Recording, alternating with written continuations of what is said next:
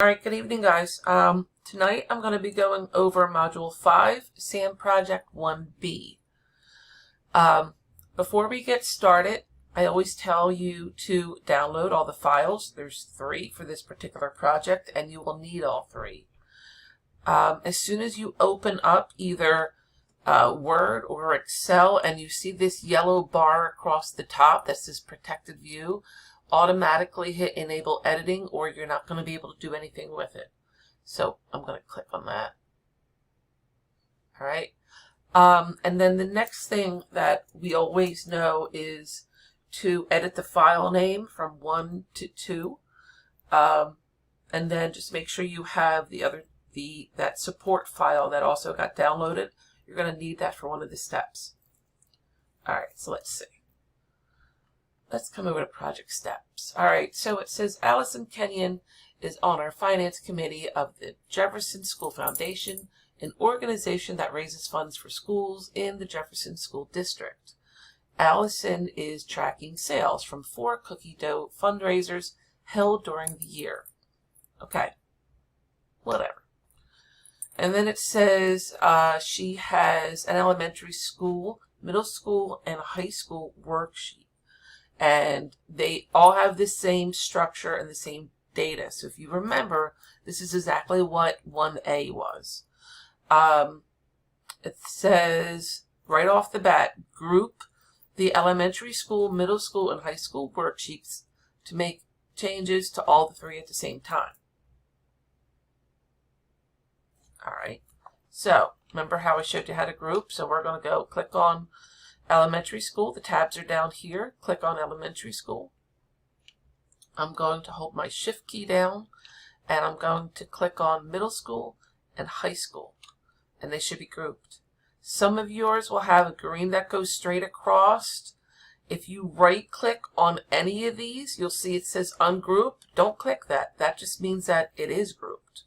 Alright, if you click on middle school, you'll see that this has the green line. If I click back on documentation, let's see, this is not linked. Okay, so you can see that these 3 are definitely linked. Alright, then the next thing it said, let me see if I can make this a little bit bigger, the words for you.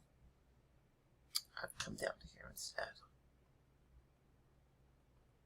Okay, alright, let me go back to home. Alright, so then it says, the first change is to display today's date. Okay, we did this before too. So in cell B3 right here, enter a formula using the today function to display today's date. We should know this one. Equals today, forward parenthesis, close parenthesis. That's it. Enter. Okay. The one thing that you could get used to doing is putting on the caps lock, because a lot of the functions, if you notice, they're in all caps, and most of the stuff is. Just remember, if you have to type someplace, like type out a title, to change that case. I usually leave my caps on just to be quicker. Okay, let's see. Number 2, find each instance of the text pistachio cranberry on the 3 worksheets and then change it to pumpkin spice. Alright, well see, now I gotta take my caps lock off. And let's look for pistachio cranberry. And it wants us to change it to pumpkin spice. Well, that's way off. Pumpkin spice. And I'm going to come down here and I'm going to do the same thing. Pumpkin spice. And I'm going to click out. Now, like, I'm paranoid, I'm going to check middle school and get you bigger because you're real small. Okay. Pistachio cranberry. It's supposed to be pumpkin spice. So they're not linked right. All right, let's try this again. I swear it said it. All right, let's try to link. Let's have this one, and they should be linked. It says ungroup. All right, let's try this again. I'm going to come back up here and I'm going to type in again, so this way the other, lowercase s, I'm sorry, the other pages get a chance to change. So hold on. Okay, there it is. All right, so it did. I checked middle school, I checked high school, so you could see pumpkin spice is there. So now we are grouped. All right, let me go back to elementary school, and I'm going to retype this because this is one that wasn't coming through. All right, let's see. All right, there it is. Okay, now we know we are linked. All right. Okay, number 3 says, use the text in the H5. Use the text in the H5. Okay. To fill in the remaining I5 to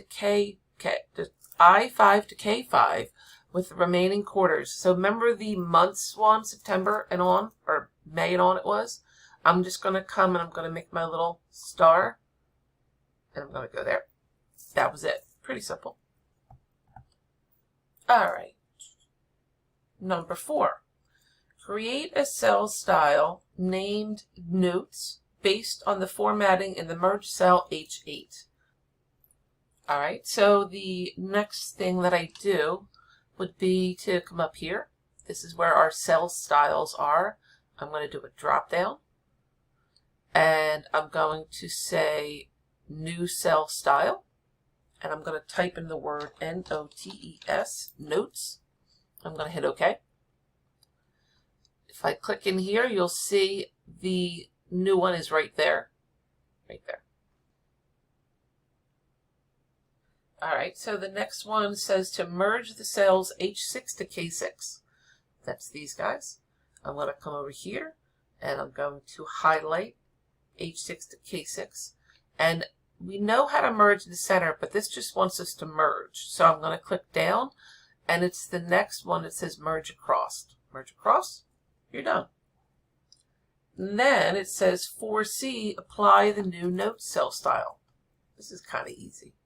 I'm going to click here, and I'm going to come get our new one that we just created, notes. Okay. What's next? Allison thinks each school should have a chance of increasing the average number of fundraiser items sold to 125 in the quarter for next year. Blah, blah, blah. Okay, so she wants us to project the average number of items sold next year by filling in the series, okay, there's that word, for the first projection, range H7 to K7. And it says with a linear trend. You know how to do this. I'm going to come up to fill. I'm going to go to series.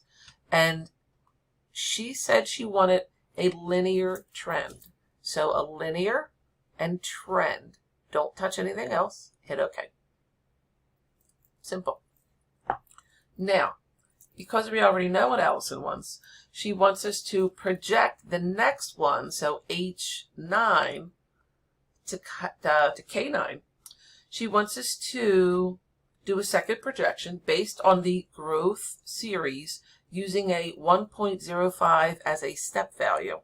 All right, so H9 to K9, come up, go to fill, go to series.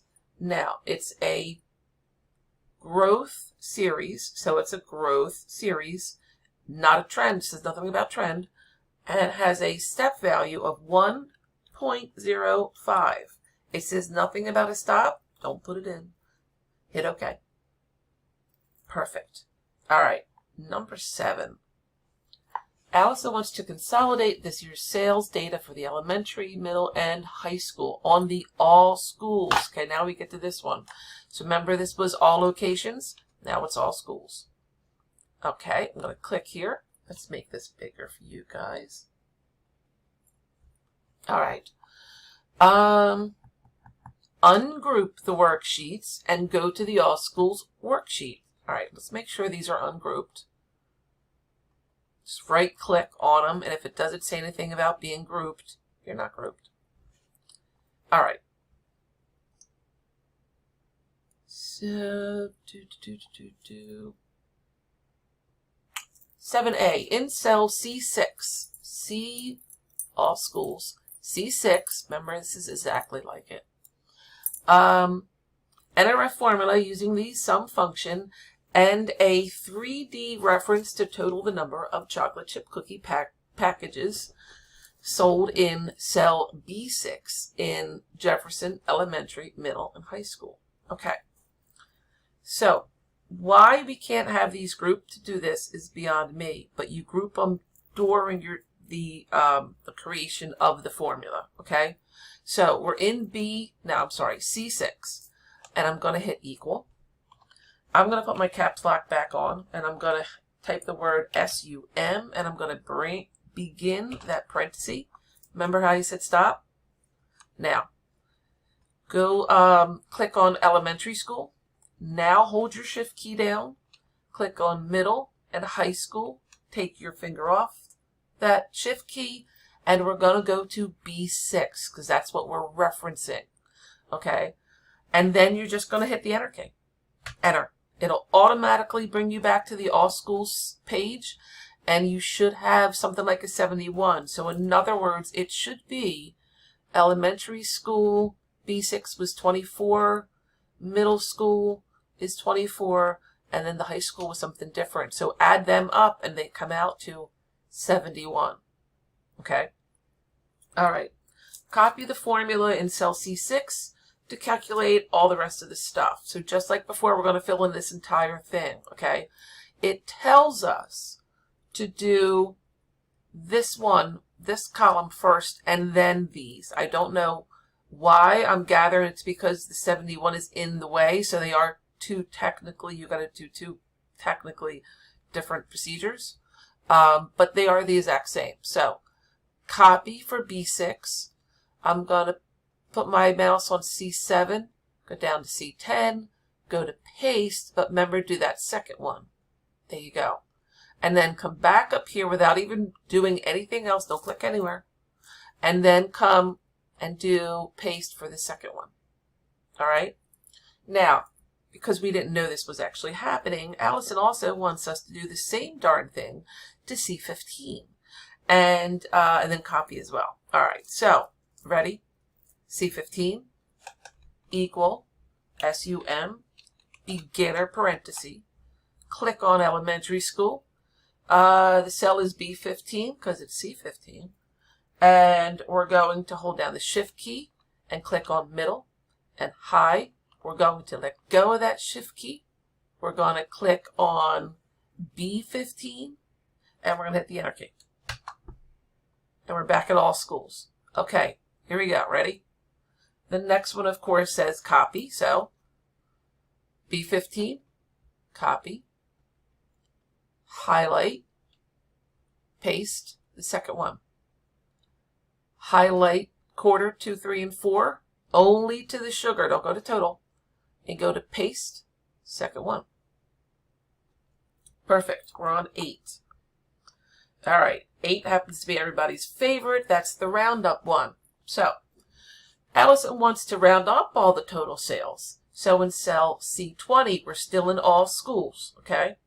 Basically, what we did was we're pulling in all the information from these cells, so we only have to look at one. All right, so that's what this whole thing is all about. So in cell C20, add the roundup function to display the quarter sales rounding up to 0 decimal places. All right, so I'm still on C15, my little marching ant guys, and I need them off. So I'm going to hit the escape key, okay? Whenever you're in need or you get stuck, hit that escape key. It's the top left key of your keyboard, and it says ESC, escape, okay? If there's anything else that gets stuck, try to click somewhere on a white spot, and then it might clear itself, and then you might even have to hit the escape key again. But just in case you get stuck, that's what you do. All right, let's get to our roundup thing. So in cell C20, there you go. I got my nice green guy. Add the roundup one, right? In between the equals and the sum, I still have my caps lock on. I'm going to type the word roundup, R-O-U-N-D-U-P, beginner parenthesis. You notice how my two C15 to C19, they're red? That's because it's saying that it wants to round up the sum of C15 to C19. So I need to end the equation with a comma. And then because it wants us to round up 0 decimal places, I'm going to go 0. And I'm going to end that parenthesis and hit enter. Now, there you go. This is now 0, 0. Okay? If I hit Control Z, it was 344002. Go forward. So it rounds it up. All right? Now, she wants us to fill the range D20 to F20. So you're going to get that little black plus, and you're going to drag that all the way across to F20. Only this one, F20. Yeah. Okay. All right.